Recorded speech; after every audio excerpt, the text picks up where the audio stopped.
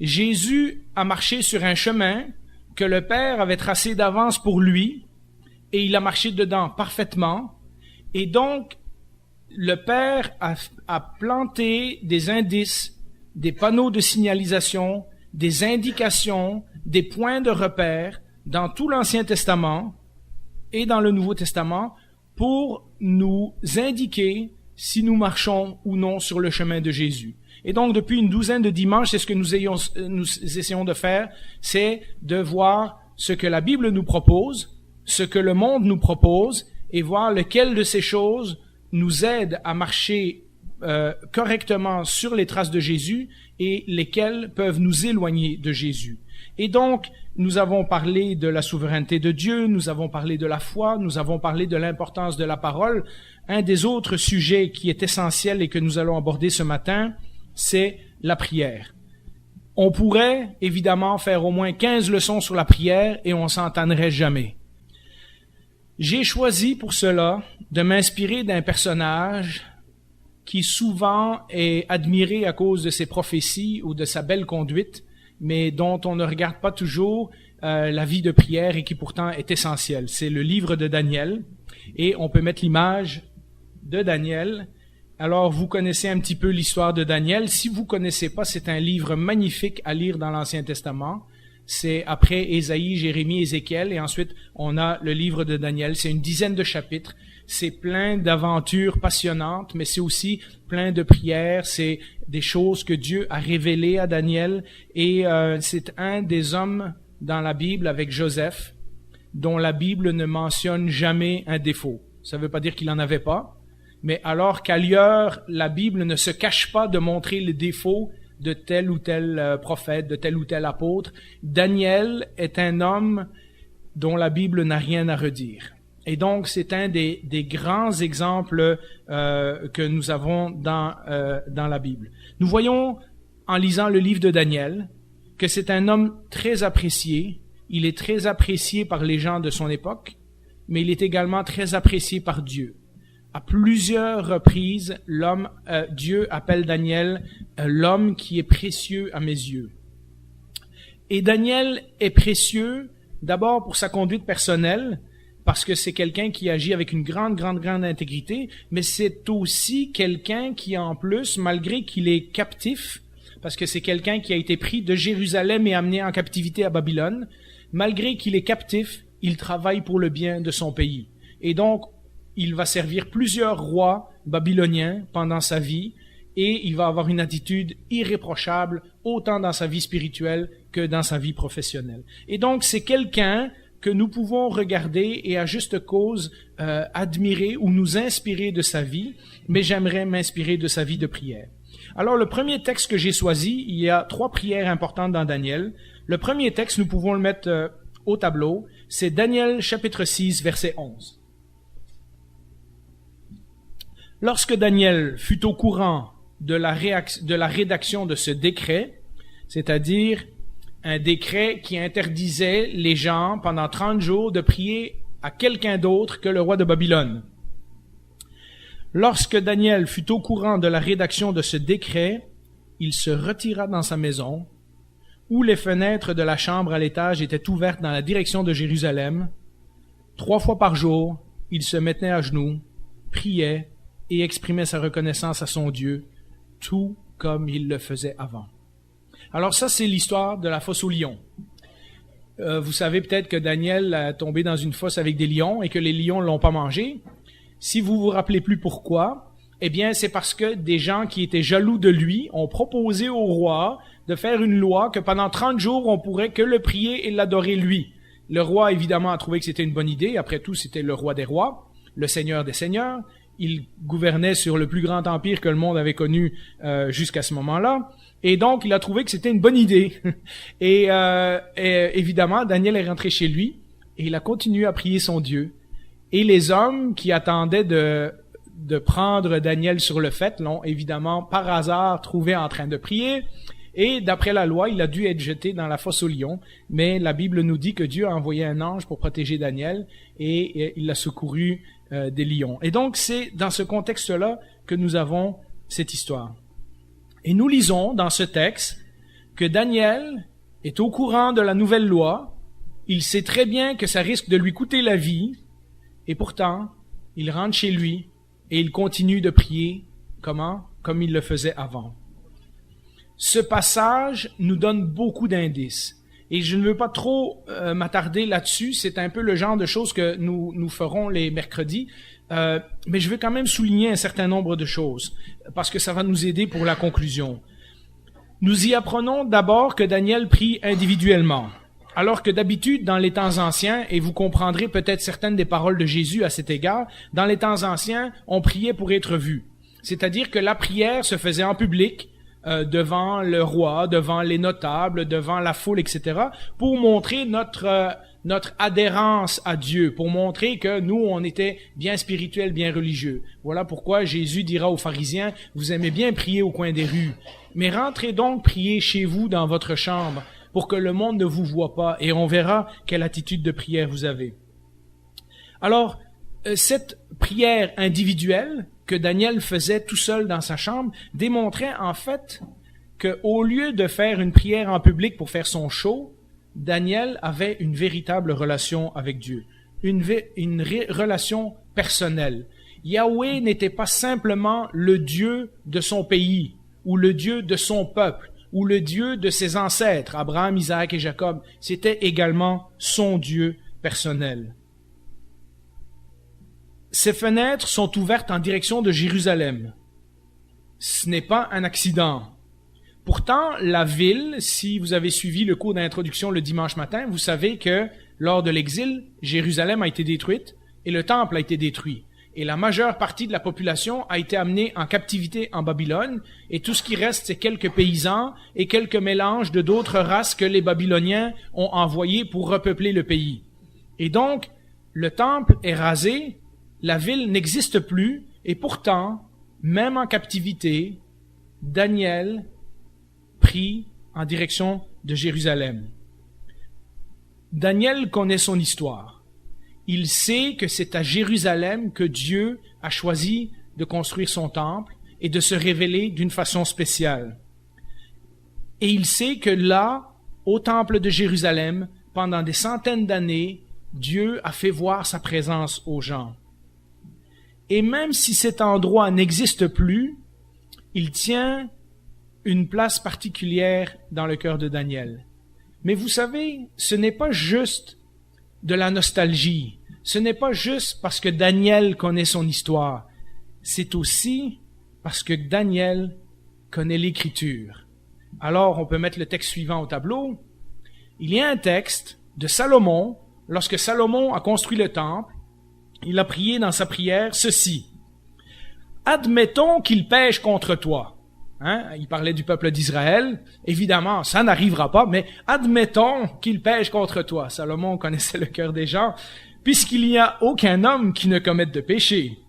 Et que tu sois irrité contre eux, au point de les livrer à l'ennemi, qui les déportera dans un autre pays, lointain ou proche, s'ils se mettent à réfléchir dans le pays où ils seront exilés, s'ils reviennent à toi, et t'adressent des supplications dans le pays de leur déportation, en disant « Nous avons péché, nous avons commis l'injustice, nous avons fait le mal. » Oui, s'ils reviennent à toi de tout leur cœur et de toute leur âme dans le pays de leur déportation, celui où on les aura exilés, s'ils t'adressent tes prières, écoutez bien ceci, les regards tournés vers leur pays.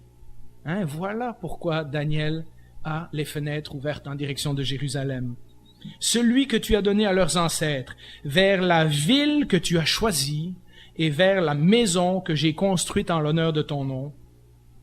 Écoute du haut du ciel, de l'endroit où tu résides. Donc Salomon reconnaît que oui, il y a un temple à Jérusalem, mais Dieu est en fait dans le ciel, il est plus grand que le temple ne peut le contenir. Écoute de l'endroit où tu résides leurs prières et leurs supplications et fais leur droit ou fais leur justice. Pardonne à ton peuple ses péchés contre toi. Vous voyez, Daniel priait en direction de Jérusalem, pas par nostalgie. Daniel priait en direction de Jérusalem parce qu'il connaissait la parole. Et si vous n'en êtes pas convaincu, je vais vous citer d'autres exemples dans quelques instants. Daniel connaissait l'Écriture. Daniel savait que Salomon avait fait cette prière. Et donc la raison pourquoi Daniel priait en direction de Jérusalem, c'était pour s'associer à cette prière de Salomon. On peut mettre l'image suivante. Pensez-y, bien qu'en captivité, et Daniel va être en captivité toute sa vie. On suppose qu'il est arrivé à Babylone vers 16 ou 17 ans, puis il est resté là jusqu'au retour. Lui-même n'est pas revenu, donc il a vécu au moins jusqu'à 85-88 ans. Malgré que Daniel était en captivité, loin de son pays, le texte que nous avons lu tantôt nous dit qu'il se sent libre de prier son Dieu, quitte à désobéir au roi, quitte à ce qu'il lui en coûte quelque chose. Et au cas où vous n'avez jamais lu le livre de Daniel, lorsque nous sommes rendus au chapitre 6, Daniel est quand même déjà assez avancé en âge. Ça fait 50 ans ou plus qu'il sert différents rois de Babylone. Il a acquis une réputation impeccable au point qu'il est parmi les 3 plus importants responsables de l'empire auprès du roi. Et donc, lui coûter quelque chose, ça va lui coûter également tout ce qu'il a bâti, tout ce qu'il a construit, ses privilèges, son poste, etc., et probablement sa vie. Et donc, Daniel n'agit pas en folie. Daniel sait très bien ce qu'il fait. Malgré cela, il se sent soumis à la volonté de Dieu plutôt que soumis à la volonté que ses capteurs essayent de imposer sur lui. Il est avant tout concerné par la volonté, l'honneur et la réputation de son Dieu. Nous apprenons aussi dans le texte qu'il priait à genoux. À nouveau, dans l'ancien temps, non seulement on priait en public pour se faire voir, on priait debout avec les mains élevées au ciel. Ce sont les Juifs qui ont introduit cette notion de prier à genoux. Les Grecs, les Babyloniens, les Égyptiens priaient debout parce qu'ils voulaient que tout le monde le voie. Nous voyons David et plusieurs autres personnages dans la Bible qui se sont mis à genoux devant Dieu. Alors vous comprenez que même l'attitude physique démontre un certain respect, une certaine allégeance, une certaine soumission à Dieu. C'était un acte dans lequel on démontrait sa spiritualité lorsqu'on priait en public, mais Daniel la démontre vis-à-vis de Dieu tout seul dans sa chambre. Clairement, Daniel ne considère pas qu'il parle à Dieu d'égal à égal. Je suis pas debout, les mains tendues, en train de parler à Dieu. Je suis à genoux, probablement la tête baissée, en train de me soumettre à la volonté de Dieu. Il n'a pas besoin de faire un spectacle.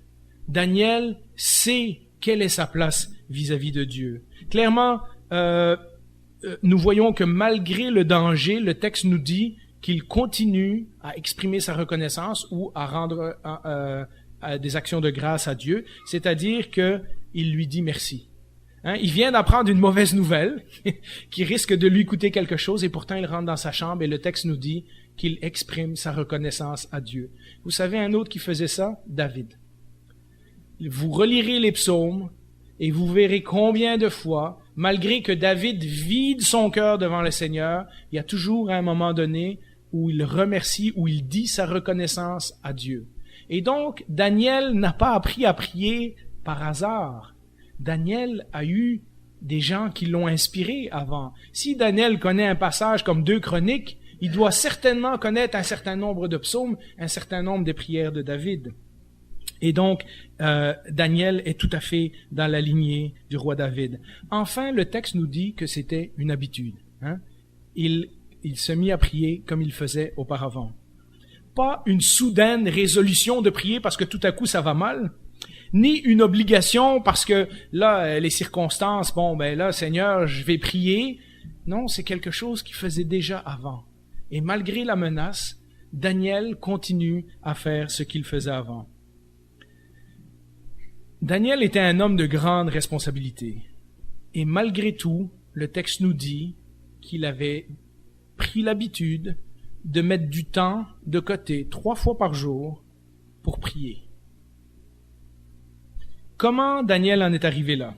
Eh bien, remontons un peu plus loin dans son histoire, lorsqu'il était plus jeune, le roi Nebuchadnezzar, il avait eu un rêve et il avait voulu en avoir l'explication.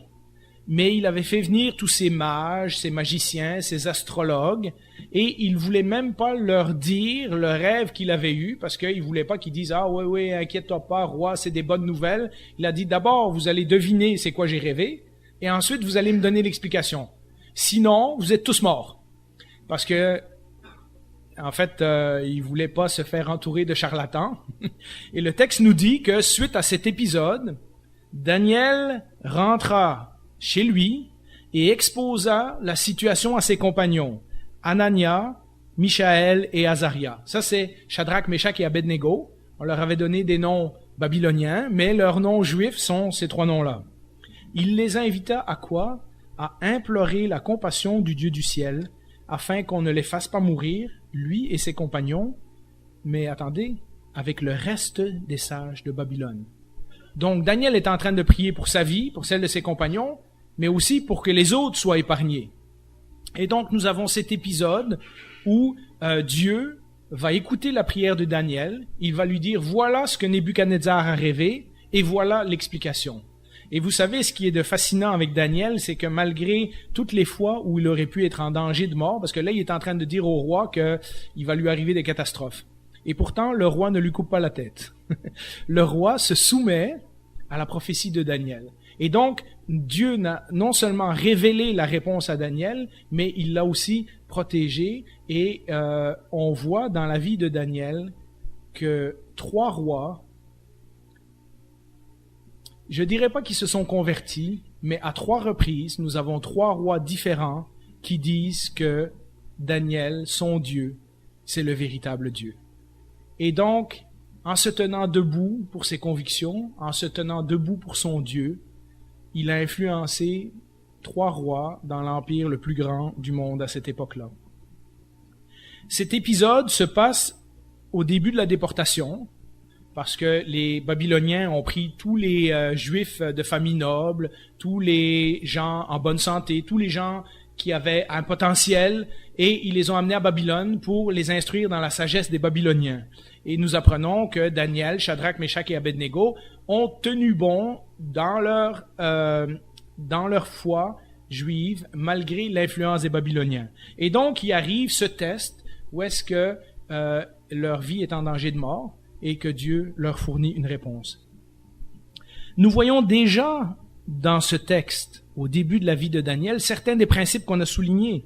Nous voyons qu'il a une relation avec Dieu.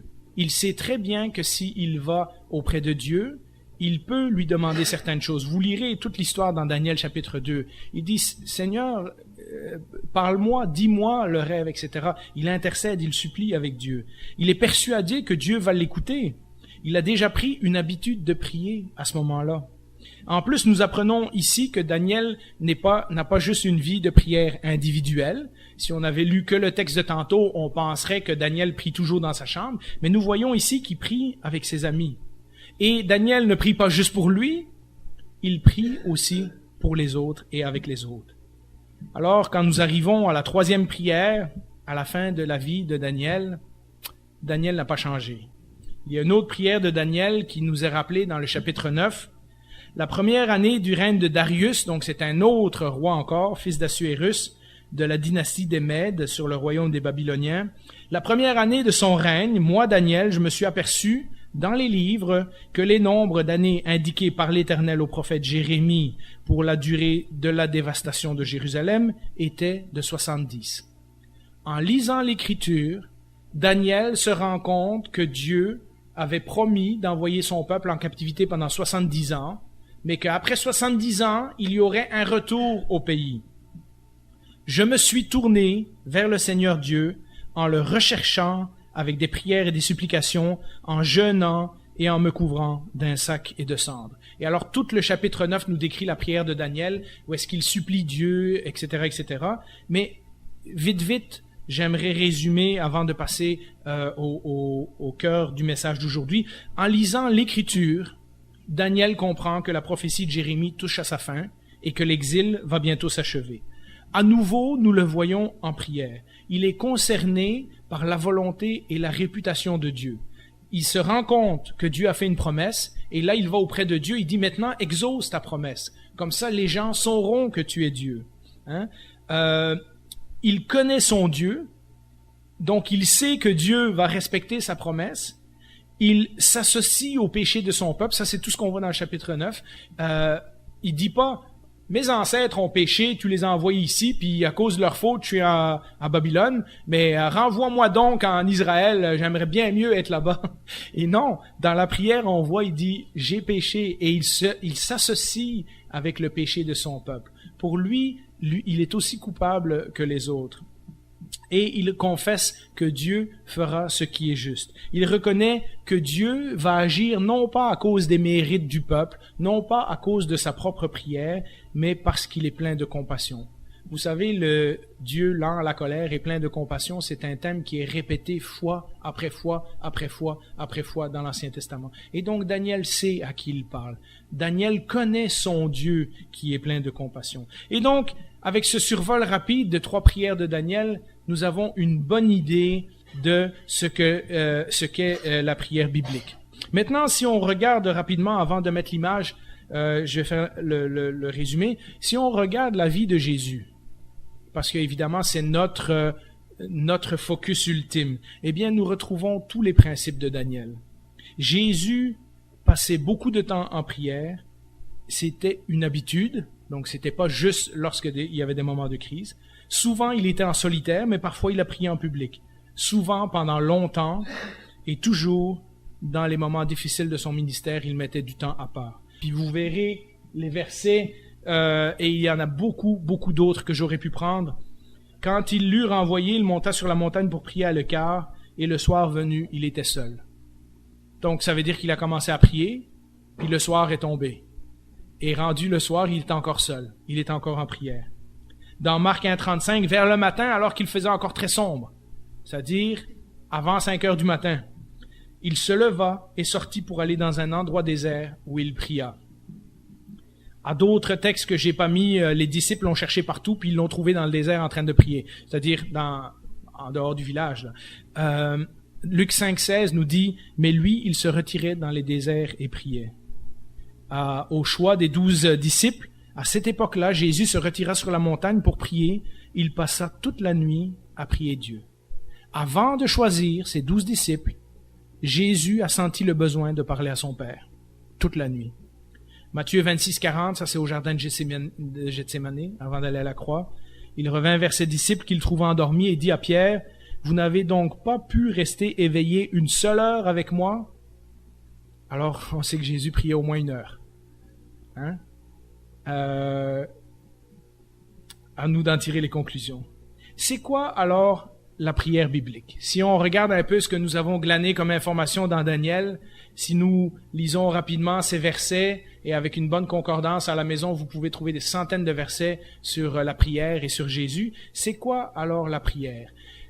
Comment la prière peut nous servir de point de repère pour marcher sur le chemin de Jésus sans que nous soyons déviés du chemin par toutes sortes d'autres interprétations?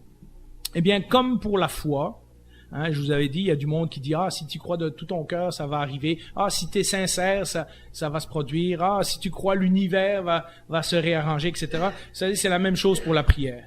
Le monde a toutes sortes d'idées sur la prière. Oprah Winfrey parle de prier, des chanteurs qui mettent des mots de prière dans leurs chansons, puis ça a rien à voir. Il y a des gens qui pensent que tu peux juste prier n'importe qui, n'importe quand, n'importe où, puis ça va arriver. Il y a des gens qui pensent que la prière, c'est une force, un petit peu comme dans Star Wars. Tu trouves ton énergie. J'ai des amis bouddhistes et autres qui font du yoga, qui associent méditation avec prière. Ils pensent que c'est de faire le vide dans son esprit, se concentrer sur un mot-clé ou sur notre respiration, et ça, c'est comme prier. Il y a des gens qui pensent que la prière, c'est un genre de connexion abstraite avec l'univers. J'ai lu des livres, étonnamment des livres d'affaires, qui disaient que lorsqu'on prie intérieurement, l'univers s'arrange pour nous donner ce qu'on a demandé. Hein? Il y a toutes sortes d'idées.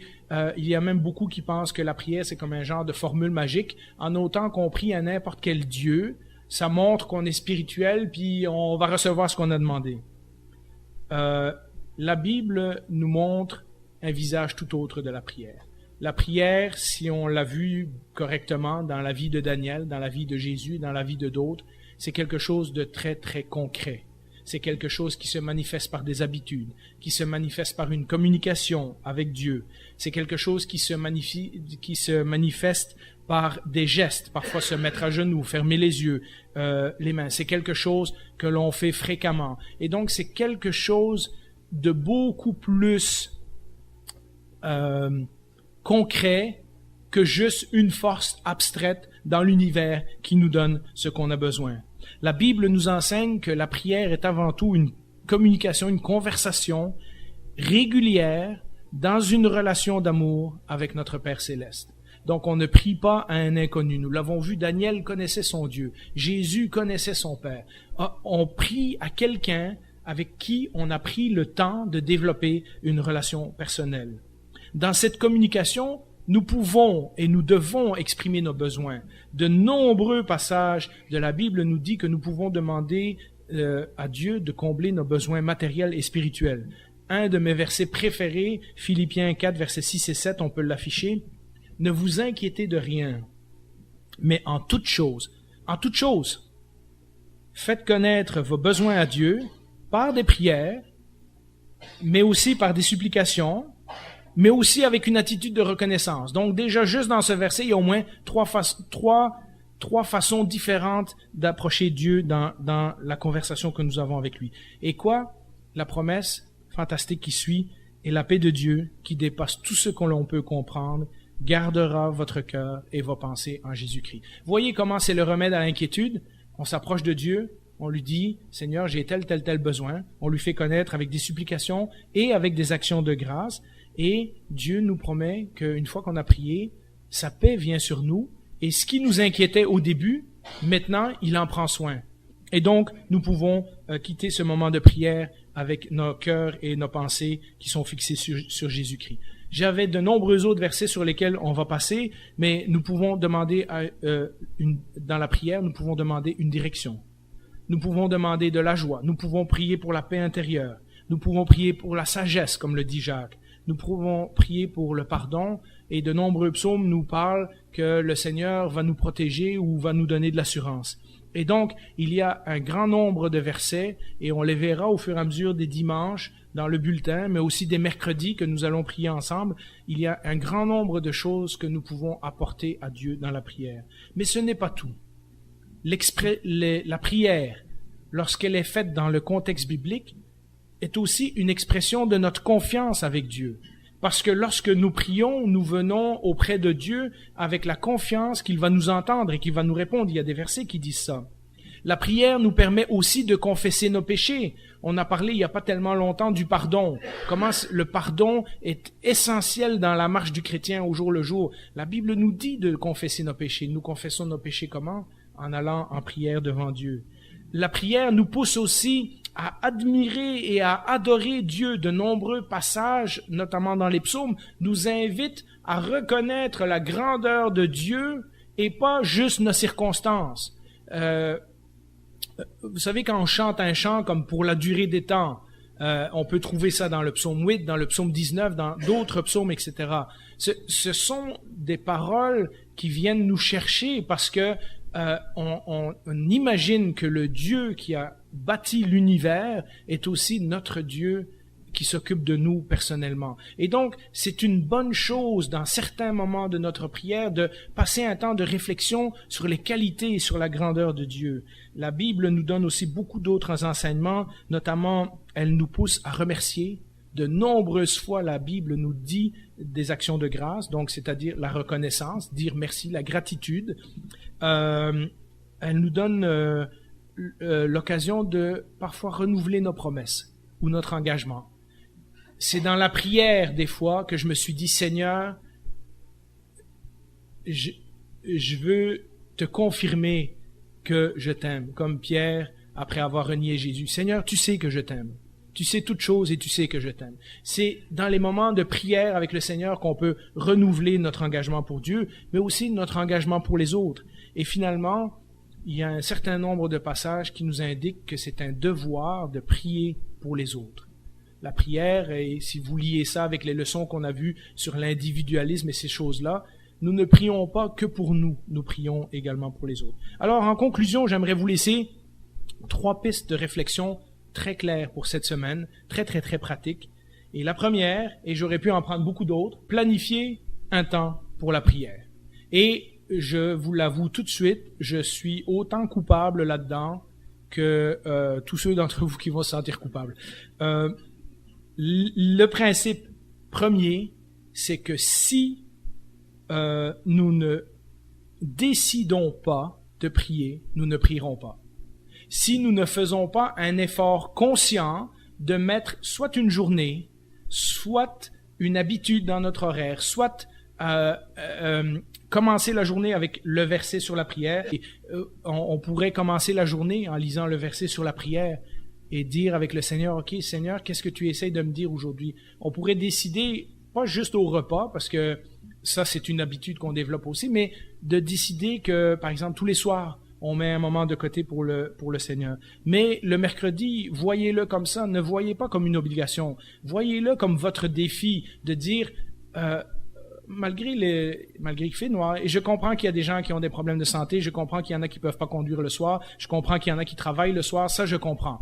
Ce que je veux dire, c'est qu'on a mis à votre disposition un temps, le mercredi, de 7h à 8h30, où vous, les frères et sœurs, pouvez venir ensemble pour prier le Seigneur. Et si vous n'avez pas eu du temps pendant le reste de la semaine, eh bien, voilà, ça c'est peut-être l'excuse idéale pour mettre ce temps-là de côté. Et comme n'importe quel temps qu'on met de côté, évidemment, ça implique qu'on tasse d'autres affaires. Nos églises évangéliques sont étonnamment caractérisées par beaucoup de programmes et peu de prières. Souvent, nous disons, nous n'avons pas le temps. En réalité, ça reflète nos priorités. La vraie raison, c'est qu'au lieu de mettre du temps de côté pour la prière, j'ai choisi de faire autre chose. Ça, c'est quelqu'un qui m'a pointé ça il y a quelque temps. Il m'a dit, t'as toujours le choix. C'est juste que là, t'as décidé qu'il y avait autre chose de plus important. Et ça m'a vraiment beaucoup chiffonné parce que je me rends compte que c'est ça. On dit qu'on n'a pas le temps, mais en fait, on a le temps pour d'autres affaires. La plupart d'entre nous regardent 25 heures de télévision en moyenne par semaine ou d'écran d'ordinateur. On a du temps, on n'a juste pas toujours les bonnes priorités. Si quelqu'un avait une bonne excuse pour ne pas prier, pensons-y. Daniel est la 3e personne la plus importante de l'Empire. S'il y avait quelqu'un qui avait des responsabilités et qui avait une bonne excuse pour pas prier, c'était lui. Et pourtant, il priait 3 fois par jour. Si quelqu'un avait une autre bonne excuse pour pas prier, c'était Jésus. Trop occupé à guérir des gens, trop occupé à faire des miracles, trop occupé à faire des enseignements. Et pourtant, je vous l'ai soulevé plusieurs fois, lorsque Jésus était sur la croix, il a dit « tout est accompli ». C'est-à-dire toute la mission que Dieu avait prévue pour lui, il l'a faite. Moi, je vous ai dit souvent, si j'avais été à la place de Jésus, j'aurais eu un ministère de 90 ans.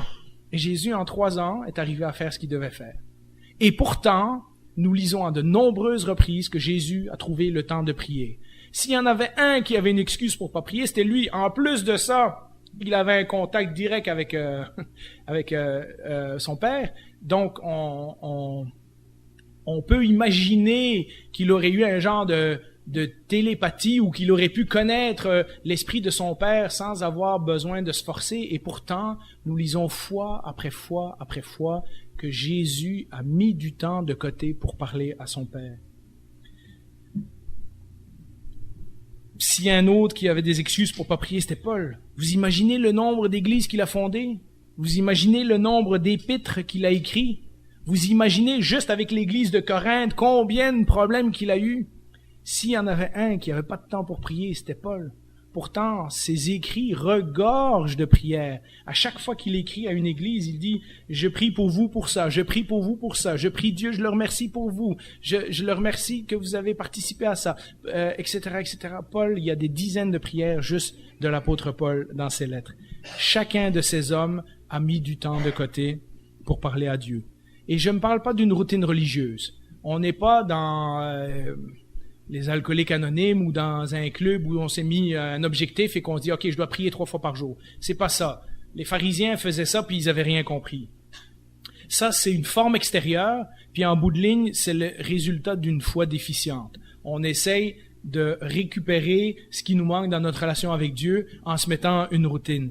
Mais une véritable habitude, mettre de côté, développer une véritable habitude de parler directement à Dieu, à celui qu'on aime, à tous les jours. Je pourrais prendre l'exemple d'un couple ou l'exemple des parents. Vous savez comment beaucoup des problèmes des couples sont des problèmes de communication. On pense que l'autre a compris que, mais vous savez, dans un couple, si on laisse les enfants venir entre nous, si on laisse les études venir entre nous, si on laisse le travail venir entre nous, si on laisse les factures, si on laisse les activités venir entre nous, souvent on passe une semaine sans se parler. Alors est-ce qu'il y a une leçon à tirer de là? Bien, dans notre relation avec Dieu, c'est la même chose. Quelqu'un disait, si vous commencez la journée sans Dieu, il y a bien des chances que vous ne le trouverez pas dans vos jambes le reste de la journée. Hein? Et puis pensez-y de toutes les façons que vous voulez, si on ne décide pas de mettre de côté un temps pour Dieu, la prière, ça va pas venir tout seul. Donc, première chose pratique cette semaine, et vous avez une réflexion à faire, et j'ai une réflexion à faire, on met du temps de côté pour Dieu. On planifie quelque chose, et ça peut commencer petit à petit, et on va développer l'habitude. Deuxième chose, Dieu nous guide par sa parole. Très, très, très important.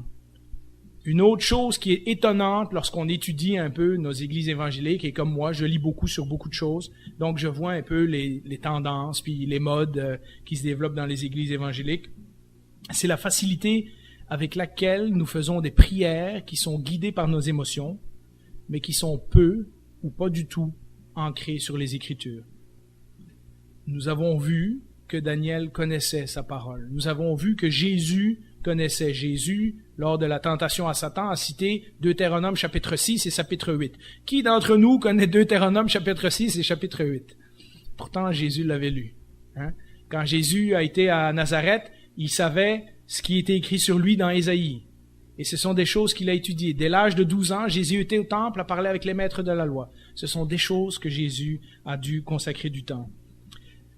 La Bible nous met en garde que les pensées qui traversent notre esprit ne viennent pas toutes de Dieu. Il y a un bon nombre de versets, je vous les mettrai dans le résumé la semaine prochaine. Et donc, il est important de remplir notre esprit avec la parole. Parce que sinon, même parfois pendant que nous sommes en prière, nous avons l'impression que Dieu nous a révélé quelque chose. Et puis, comment savoir si c'est vrai ou pas si nous n'avons aucune base de l'Écriture pour appuyer la façon dont nous approchons Dieu. Nous devons avouer que souvent, nous cherchons les bénédictions de Dieu ou la puissance de Dieu, les miracles de Dieu, les réponses à nos besoins, plutôt que de chercher Dieu lui-même. Souvent, la façon... Et je ne veux pas vous faire sentir coupable, hein, je me mets dans le même panier, mais le Seigneur nous parle ce matin, alors écoutons-le. Souvent, nous cherchons les bénédictions de Dieu plutôt que chercher Dieu lui-même.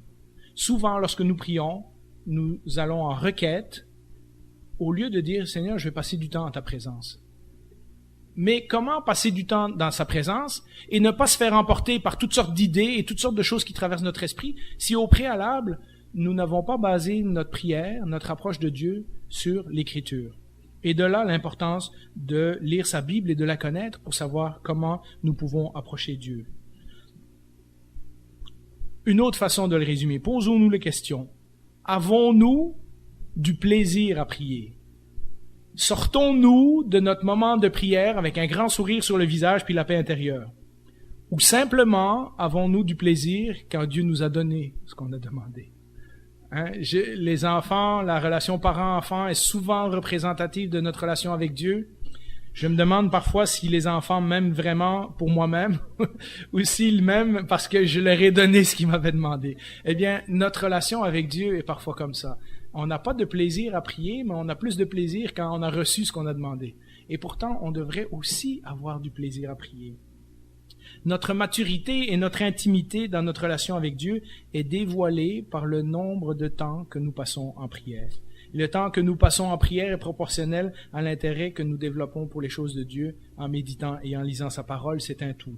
Celui qui lit peu la Bible, en d'autres mots, celui qui lit peu la Bible finit toujours par prier pour ses besoins personnels ou pour des requêtes urgentes.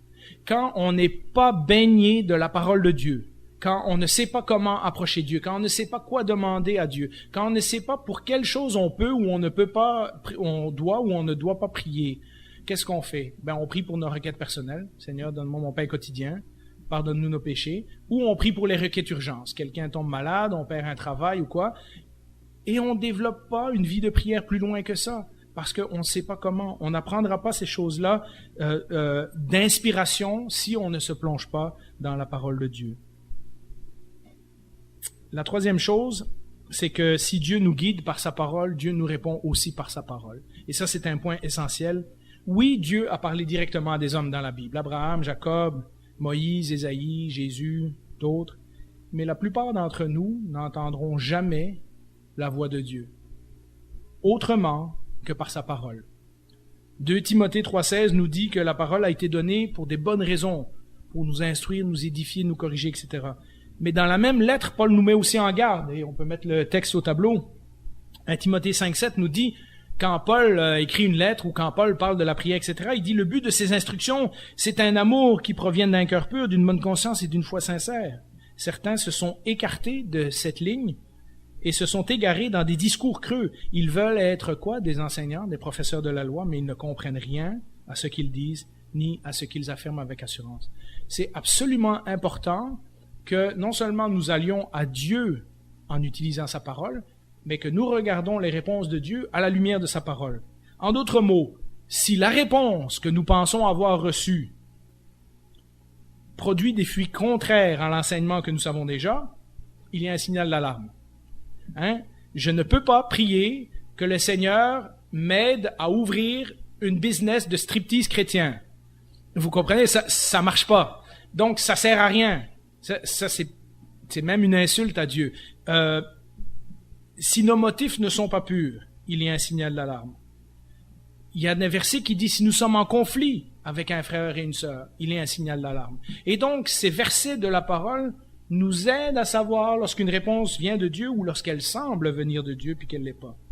Lorsque nous sommes détournés de la foi chrétienne par une réponse,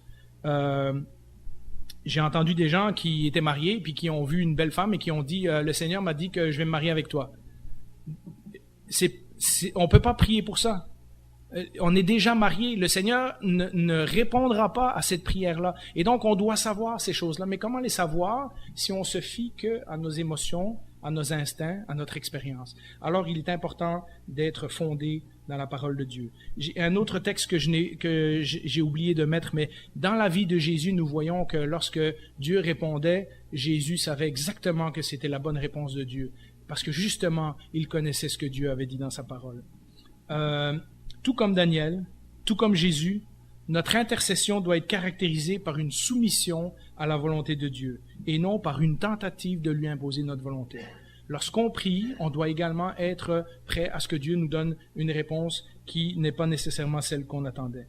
La réponse de Dieu sera toujours en accord avec ce qu'il a déjà révélé dans sa parole.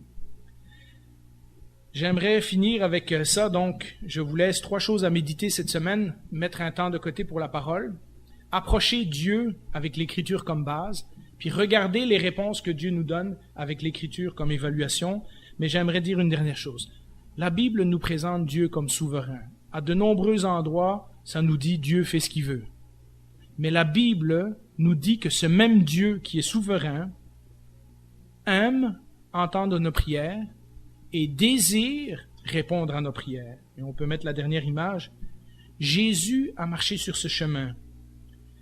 Et s'il a passé beaucoup de temps en prière, nous ferions mieux de ne pas essayer de trouver un chemin plus facile. C'est le chemin que Jésus nous a indiqué. Colossiens 4.2, c'est le verset à méditer pour cette semaine. Persévérez dans la prière, veillez-y dans une attitude de reconnaissance. Amen. Je vous invite à prier.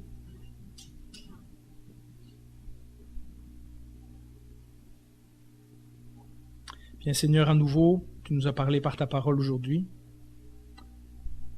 Ta parole nous dit également que la tristesse qui vient du monde produit des regrets, mais rien de bon. Alors nous ne voulons pas simplement nous sentir mal, nous sentir coupables, nous sentir pas à la hauteur. Mais ça nous dit aussi que la tristesse qui vient de Dieu produit la repentance et produit de bons fruits. Alors si nous sommes honnêtes et que nous avouons devant toi que notre temps en prière n'est pas à la hauteur de ce qui devrait être, notre temps que nous passons à te parler n'est pas le genre de relation que toi tu aimerais avoir avec nous, nous ne voulons pas rester sur ces sentiments négatifs, mais nous voulons nous approcher de toi. Toi qui nous aimes, toi qui es plein de compassion, toi qui nous enseignes jour après jour par ta parole. Et nous voulons nous accrocher aux promesses que si nous revenons à toi de tout notre cœur, tu nous entends, tu nous écoutes. Nous voulons peut-être dans le silence de notre cœur prendre une nouvelle résolution à te parler plus souvent, plus régulièrement, plus sérieusement aussi. Et ma prière pour moi-même et pour nous tous en tant qu'Église, c'est que, avant de nous lancer dans toutes sortes de programmes, avant de développer toutes sortes de choses, que nous puissions passer du temps en prière, que nous puissions connaître ton esprit, que nous puissions connaître ta volonté, que nous puissions aussi savoir les choses pour lesquelles nous devons et nous pouvons prier, que nous puissions t'amener non seulement les gens qui souffrent dans notre Église puis nos besoins personnels, mais également les gens qui un jour auront notre visite, les gens qui un jour vont recevoir une Bible, un pamphlet, les gens pour qui nous voulons faire toute cette évangélisation et ce porte-à-porte, les gens dans notre famille à qui nous témoignons par notre attitude, soit positivement ou pas, bien que les gens autour de nous soient influencés, mais pour cela nous avons besoin de nous approcher de toi. Nous avons besoin que notre lecture de ta parole et notre vie de prière soit à la hauteur de ce que tu attends de nous. Nous voulons renouveler notre engagement ce matin et te dire que nous t'aimons. Mais comme Pierre, nous nous sentons faibles. Nous avons besoin de ton esprit pour nous pousser. Nous avons besoin de ta parole pour nous motiver. Nous avons besoin de nous engager vis-à-vis de toi à vivre une vie chrétienne plus sérieuse. Une fois de plus, tu ne nous as pas demandé de marcher sur un chemin que toi-même tu n'avais pas déjà fait avant. Alors nous qui nous prétendons disciples de Jésus, nous qui avons choisi de te suivre, eh bien nous voulons te confirmer que nous voulons marcher sur ce chemin, quoi qu'il nous en coûte.